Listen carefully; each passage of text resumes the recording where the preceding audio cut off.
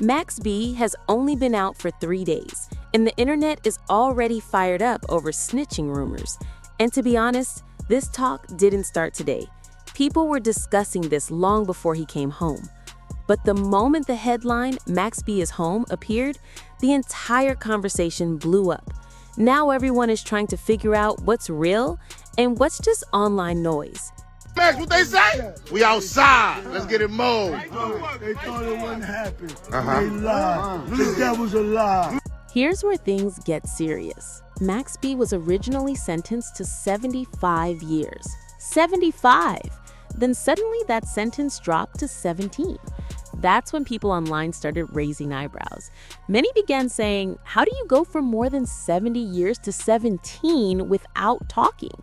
And that's the center of the whole discussion. Did Max cooperate or not? The surprising part is that Max doesn't fully deny it. He openly said, I did enough time, and if I said something, then I said it, bro.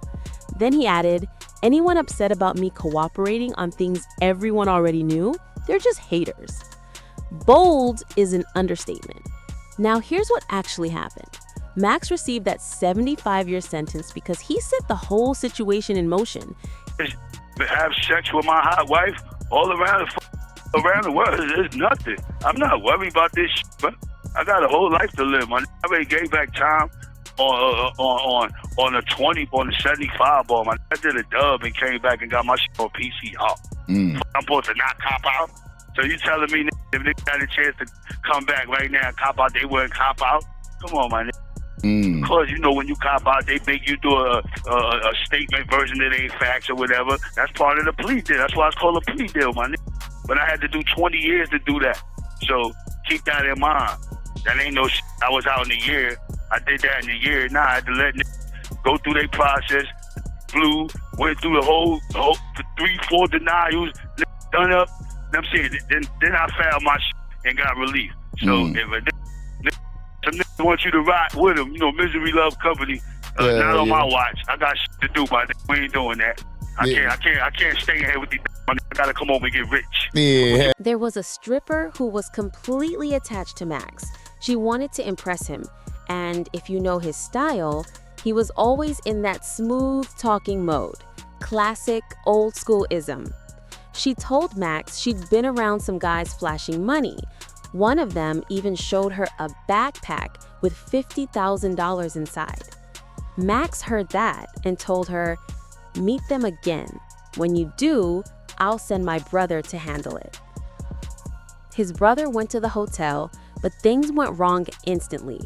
One guy reached for a gun, shots were fired, and a man ended up dead. That's how Max, his brother, and the stripper all got pulled into a murder conspiracy case. Max's position is straightforward. He says, they gave me 75 years. I served 17. My brother tried everything with appeals. They all failed. He's never coming home, so I might as well cooperate, tell what happened, and walk out after 17. But his brother? Extremely angry. He calls it snitching. From his perspective, Max cut off any chance he had at freedom. Max still stands by it. He filed 4 appeals, none worked. He's not getting out. So I told the truth and left. When Max finally got out, Wack 100 refused to let the topic die. He publicly called Max out. No, this wasn't some last-minute deal. You've been talking since day one. Wack said Max didn't just sign papers after 17 years. He cooperated before sentencing. Telling is telling, he said. And the surprising part? The paperwork supports this. During Max's appeal, his lawyer, using his legal name Wingate, argued the sentence was too long and didn't properly consider mitigating factors. The lawyer said it was a one-time event, Max wouldn't be around that woman again, and the situation wouldn't repeat. Then came the major reveal. The lawyer admitted in court documents that Max cooperated with police. He even helped them locate the woman, Conway, meaning from the very beginning, Max had already given information. Police even reassured him, saying, Relax, you're not in trouble. That moment shifted how people viewed the whole case. The police said they were simply trying to find the woman because they believed she was connected to the homicide. No one knows why they came to Max first. Maybe a lead pointed to him or her name slipped out.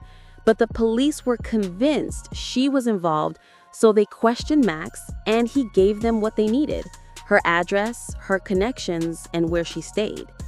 This is the point Wack 100 keeps bringing up. He says, you admitted to cooperating. You gave details. You came home 50 years early while your brother is still stuck in appeals. Wack's argument is simple. Max talked twice. First, during the investigation, and again years later for early release. Now he's asking the internet, why does Max get a pass? Why won't people call it what it is just because he's a legend? This turned into a full online argument. Wack even appeared on DJ Academic's platform to debate it further. Been countered. I think we're hearing that Max B's as solid as they come. He did not cooperate, brother. Max B, I sent you all the paperwork. I'm watching the 1090 Jake thing. It said that he... No, I don't care about 1090. 1090 is just a regular dude like everybody else. The documents, this is what you're looking for. Actually here. Okay. Let me guide you directly to what you want to read. Okay, give me a paperwork breakdown. I sent you the paperwork. This is going to guide you right to where you want to read.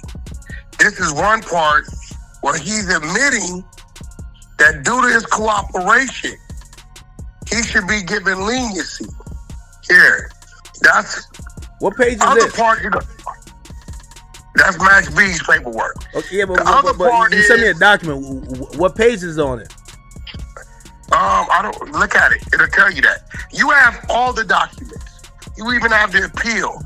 There's another part where you'll see Max B told the detectives where the girl involved in the murder robbery, where she works, with strip club, and where is she that lives. Snitching though? I've heard from Hell people. yeah, that's snitching. See, this is the part. Hold on. If I'm a street dude, let's say me and you are street dudes, and they said, do you know where Wack works? And I said, I know Wack does podcasts or does interviews with DJ Vlad. Am I snitching? Listen, let's paint the right picture. Academics. Yeah. This lady and this dude was involved in the murder robbery. We know you have some involvement as well. What do you know about them? She works at Scarlet Strip Club and lives at this location. They're letting him know she is of interest. He knows she's of interest because they put the play together. Things escalated quickly. Most people listening aren't from that lifestyle. They're not used to that kind of environment. So when everyday people hear the story, their reaction is, if police ask me where she is and I didn't harm anyone, of course I'm telling them. Maybe you said, yeah, go rob them, but you never intended for anyone to get killed. So to a regular person, it's confusing how that even counts as conspiracy. But the street world follows entirely different rules. Over there, saying anything to the police, unless it's speak to my lawyer, is considered snitching, no exceptions.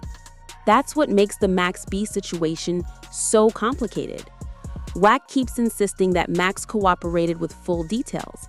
And honestly, with the paperwork and interviews available, it's difficult to deny. But the main reason Wack is getting so much pushback isn't only because he confronted Max. It's because he's been calling out everyone lately. People are simply exhausted. They're saying, man, let us celebrate one artist coming home without turning it into another issue. They know Wack isn't lying, but they want at least one positive moment free from controversy. That's the current mood. Frustration mixed with uncomfortable facts. Deep down, people know Max talked. They just don't want to admit it. Anytime you give any information up on anybody else other than yourself, you're telling. And this is why your crowd is not going to understand. Our rules are our rules. We don't give a damn about what the civilians or the L7 think. The minute Max B told that detective where that woman lived and where she worked, and they apprehended her. She then told on Pooh Sims, who got 120 to life, and she did like 8 years or so. She went to jail as well. You tell it. And if you read the document, you're going to read. But I heard she told on Max B as well. Listen, it don't matter. He told on her first. Still, Wack refuses to ease up. He says, no, call it what it is. He even compared it to other cases, whether Push is calling someone a rat, T Grizzly calling someone a rat, and now Max B in that same category. The internet keeps saying, can we just have one win? But here's the truth. This generation doesn't react to snitching the way past generations did. People have become used to it. Unless someone is physically on the stand pointing people out, most don't care anymore. And Wack took it another step further. He even joined a jail call with Max B's brother, the same brother accusing Max of telling on him. At this point, it's not rumor. Max himself admitted it. He said, yeah, I copped out. Yeah, I told them what they wanted after 20 years. His reasoning was simple. I was doing 75, 4 appeals denied, nothing left. Why shouldn't I speak? For Max, it was about survival. But his brother, he isn't accepting that. He's still inside, still filing appeals, still fighting for a chance to get out. Some shit like misspelled words and all this shit, but we went to the thing and found the real court documents, and regardless of the misspelled words, what you was saying, what you was saying was in there. He definitely, he told where that woman lived at, where she worked at. Like, I've been saying that though. Wack, this ain't no see. Nobody want to listen to me because I ain't got no platform. Oh, no. You know what I'm saying? Nigga ain't can, so that's what it is. On the phone right now. That shit is so here go the thing. Oh, right? all right. Now, we got past that telling. Now, here goes the next thing. We see in 2012, the appeal was denied, right? But then in 2016, he get a 55-year time reduction, right? Now, I'm hearing about whatever went on with his attorney, but here goes the problem. If the attorney, it was misrepresentation for your defense attorney, right? Whatever the is going to go on, whatever the shit they saying is the reason why they're going to reduce your time, right? Then it's going to be documented. You can't find why he got the time reduction, bro. Exactly. But now look, this is what I'm on the process now. I just hired a new lawyer, so I got another lawyer, my lawyer, right? But I'm filing an appeal right now that I got going on. So I gotta I'm about to get the paperwork because my lawyer about to get it. But you do know, right? Anytime that you take a sentence, this is anybody that got common knowledge. If you know, was anybody that been in the system. When you take a plea, you got to tell them what you pleaded to. You can't just take no plea and then walk out the courtroom like George Jefferson. It don't work like that. But see what I'm saying? They're not saying he took a plea. He's saying because his attorney got caught doing some things or whatever. Nah, that's not what fuck what he's saying. This is my life right here, Wack. I'm telling you what happened. So what happened was his lawyer was his rap lawyer at the same time, right? So what he's saying is his argument was, okay, being that my lawyer was my criminal lawyer and my rap lawyer, he never told me about no deal. Had he told me about his deal, I would have took the deal. So now the court was saying, okay, this is a conflict of interest, right? So being that this is a conflict of interest, what they did was, supposedly what they supposed to do was, okay, we'll offer you the deal, right? Because they didn't want to overturn the whole case. So we'll offer you a deal, which was 20 years. But now, in the midst of taking this 20 years, you still have to give a factual basis for your plea. You can't just take the 20 years and that's it. It don't work like that. In no court system in America. You got to explain to them why you taking this 20 years and what was your part in taking this 20 years. See what I'm saying? So you got to give something up. The situation reaches its breaking point right here. Max B's brother believes those statements didn't just help Max come home, they destroyed his final chance at release. Now the entire community is divided. loyalty versus survival, family versus self-preservation, and everyone has a viewpoint. That jail call between Wack 100 and Max's brother changed everything. The brother was clearly hurt, saying, "He didn't just talk, he talked about me." You could hear it in his tone. 20 years gone, still fighting, still hoping for something to change, while his own brother walks free. And Wack kept pressing, trying to get every detail out of the story. According to the brother, once Max signed those cooperation papers, the DA used that information during his later appeals, basically shutting down all his chances. That's why he's been so upset, saying he didn't just save himself, he closed the door on me too. That single statement shook the entire internet. Meanwhile, fans are arguing nonstop. Some insist Max did what he had to do. Nearly 20 years behind bars is enough. Others say the opposite. If your cooperation affected your own brother's case, that's a serious betrayal. The debate is everywhere. Timelines, TikTok clips, long Twitter threads. And throughout all the noise, Max B's team stays silent. No interviews, no explanations, nothing at all. But the paperwork, filings, and documented statements tell a very consistent story. Cooperation, admission, and an early release. Everything lines up. Wack peaks repeating, "Don't let fame change the facts." He calls out anyone trying to protect Max's image as if none of this happened. And that's why people are angry. They feel there's a double standard. The streets are watching closely. Will Max address it? Will his brother release more information? The situation is only getting more complicated. At this point, the story is moving fast. Blogs, podcasts, and YouTubers are analyzing every clip from Max and his brother. People are digging through old legal documents and past interviews to figure out what's true. And Wack? He's not stepping back at all. He keeps saying there's no confusion. He cooperated. That's it. He reminds everyone that the paperwork came from the courts, not from rumors. Fans remain split. Some say he paid his dues, let him live his life. Others respond, if your cooperation affected your own brother's case, that's a serious betrayal. Max still hasn't spoken publicly. Insiders say he's in the studio, planning interviews, preparing his return. But the situation follows him everywhere.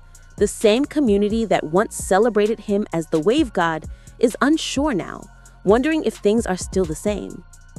Wack keeps pushing the topic, jumping on Clubhouse, calling out artists, and challenging anyone to dispute the paperwork. Don't be mad at me, be mad at the facts. And honestly, the clash between old street principles and today's culture has never been louder. At this point, the story is bigger than Max himself. It highlights a major shift in what loyalty means today. Is serving decades still considered the code? Or is survival the new standard? One thing is clear, Max B is free. But the cost wasn't small, and people are watching closely. This might be one of the clearest cooperation cases hip-hop has ever seen. But here's the twist. Max is handling it carefully. He's home, and instead of jumping into media or trying to defend himself, he's staying quiet, moving calmly, keeping things smooth. That silence is his protection. Max knows that the moment he speaks publicly, everything will explode again. The minute he sits down for an interview, Wack will pull out every document, every quote, and every old clip. Right now, staying silent works in Max's favor. Fans can claim people are exaggerating. The silence protects him. But once he talks, everything opens up again. For now, Max is doing what Harlem veterans do, staying relaxed, smiling, moving with confidence, avoiding unnecessary issues. No arguments, no drama, just focused energy. But make no mistake, the moment he breaks that silence, this entire story could restart from zero. Now, I want to hear from you. After everything you've heard, do you believe Max did what people are claiming? Share your thoughts in the comments. Let's discuss it. And make sure you subscribe to Dripsy. Like, share, and comment to help this story move through the algorithm.